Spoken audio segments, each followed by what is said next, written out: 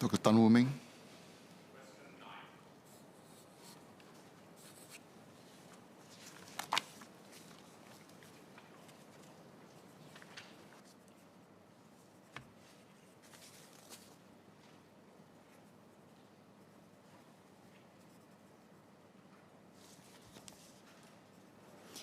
Mr. Speaker, sir, may I have your permission to answer together parliamentary questions 9 to 15 in today's order paper? Yes, please. The Singapore Police Force works with the relevant stakeholders to put in place measures to mitigate the risks associated with large crowds. Under the Public Order Act, event organisers, otherwise known as EOs, are required to notify the police of public events expected to attract crowds of 5,000 persons or more, or private events expected to attract crowds of 10,000 persons or more. The police will then engage these event organisers on the appropriate measures to be deployed for public safety. The police also works closely with the event organisers and other stakeholders on crowd management plans for major events such as the National Day Parade, Christmas festivities at Orchard Road, New Year countdowns, and the Formula One night race.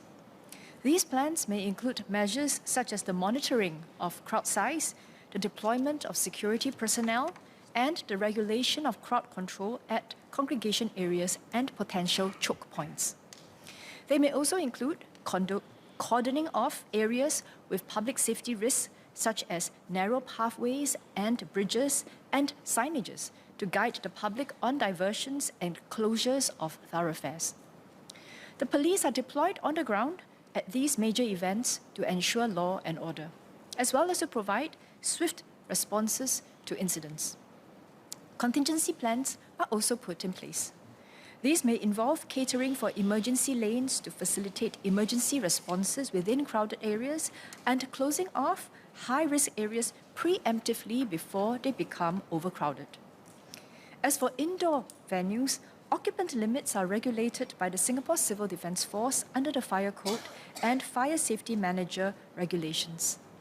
Under the Fire Code, functional spaces within a building are assigned an occupant load factor, which determines the maximum number of people allowed at any point of time, and there must also be sufficient egress capacity.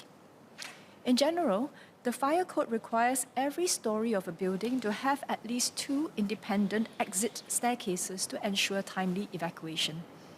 Higher risk premises, such as those with an occupant load of 1,000 persons or more, floor area of 5,000 square meters or more, or 9 stories or more, including basement levels, require a fire safety manager to be appointed. The police conduct frequent patrols when there are large crowds at locations like Little India and Chinatown, and also deploy various sensors such as CCTVs and drones to monitor the ground situation. They may be augmented by auxiliary police officers. Members of the public may call 999 to alert the police if there are safety concerns related to overcrowding. If the police assesses that there are disturbances to the mood of a crowd, the police may seek to remove the source of the agitation. The police may also provide adequate space for crowd disposal or provide clear instructions on how the crowd may exit the congested area. To do so, police may use voice amplification devices such as loudhailers to gain the attention of the crowd. To increase public awareness, the police publicize safety measures pre, during, and post-event. The police may also preempt the public on potential crowding and alert the public to avoid areas or events which are already crowded. For example, at National Day Parade 2022, the Crowd and Marina Bay website provided live updates of the crowd situation at hotspots for fireworks viewing in the Marina Bay area. Members of the public can help keep each other safe by informing one another of ground developments. The police regularly analyze major incidents which occur around the world to improve their crowd management measures. They also regularly review their regulatory and policy levers as well as operational plans. It is equally important that organisers and stakeholders act responsibly. including to adopt sufficient safety measures and to work with the authorities to keep events and the public safe. Thank you. Mr. Jerugam.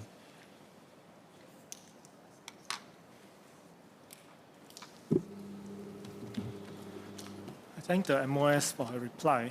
I just have two supplementary questions. What lessons has MHA learned or drawn from the recent tragedies in South Korea and Indonesia to ensure that such incidents do not occur in Singapore? I understand that she said that MHA does read and understand what happens in other parts of the world. So will the ministry be obtaining and studying the detailed investigation reports from the respective governments? Thank you.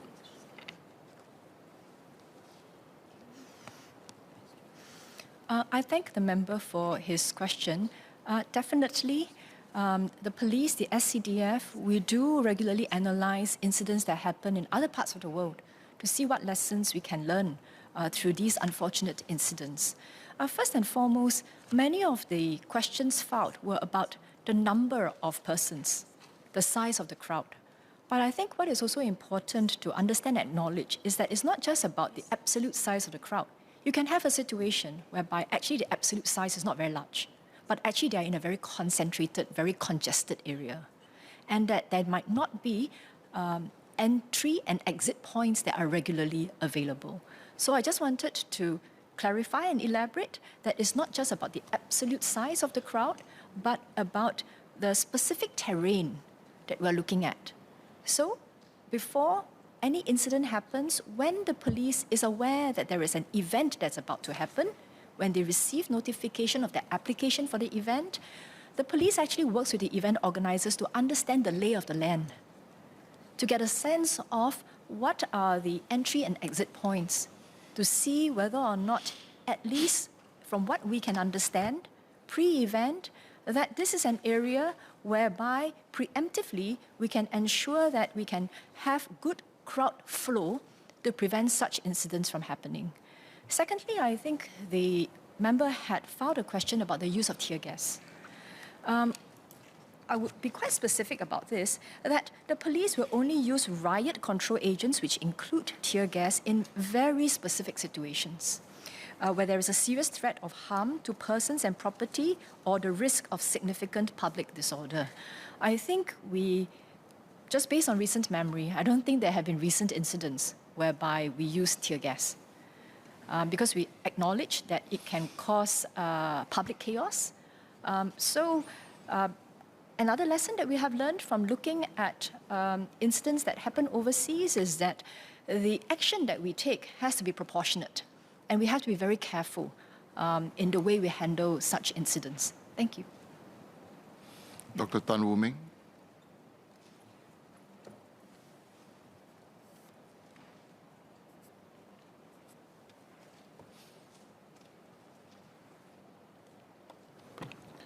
I thank the MOS for her answer. I have Clementi residents who saw what happened at these tragedies elsewhere in the world and were concerned as well.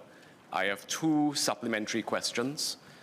The first question is, do our agencies also look for situations where there may be multiple events, multiple gatherings that individually do not cross the threshold for notification, but which may actually lead to a substantial crowd, either by coincidence or by just the organic growth of the crowd around these events and gatherings? Secondly, does our MHA home team also look at how the flow of the crowd may go after a major event is completed and dispersed? I say this because I've had Clementi residents who were able to attend F1 this year, and they felt that the crowds were quite substantial after the race ended, and when people were heading home, heading off in multiple different directions through different thoroughfares. Dr. Tan, if you would keep your supplementary questions shorter, please. That is all. Thank you, Mr. Speaker.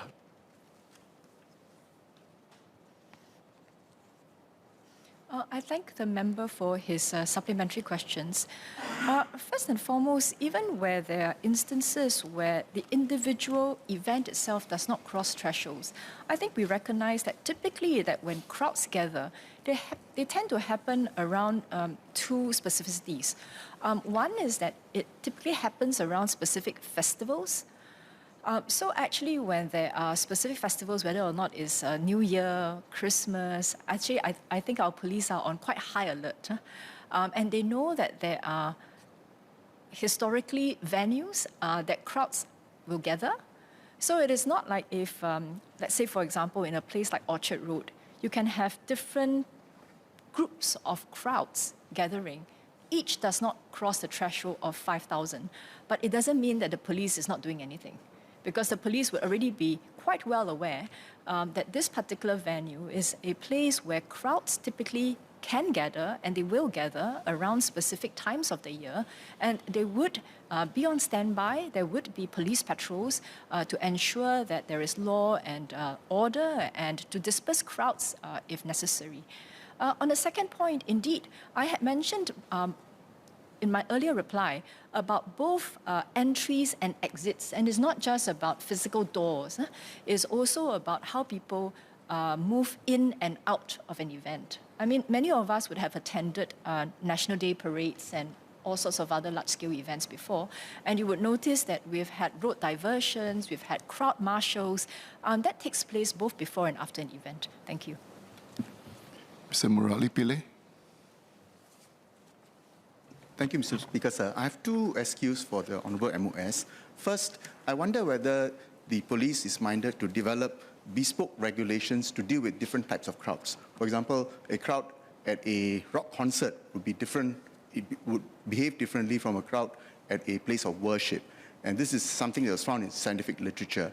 And the practical considerations are different. So I wonder whether the police could consider this suggestion. Second, on the point about voice amplification made by the Honourable MOS, I wonder whether the police is minded to leverage on technology. For example, issuing SMS text messages at a particular area so that all the people in the crowd would get the right message and act in accordance with the police advice. Thank you.